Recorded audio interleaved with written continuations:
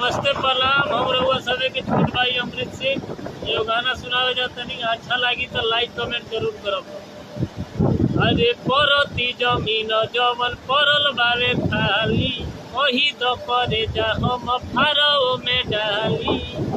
परती जवन तर तर जाई, परती जवन तर तर जाई जवानी जवानी पतोरा हर जाई तोर परती जगहिया तोर जाई जवानी पतोरा हर जाई तोर परती जगहिया तोर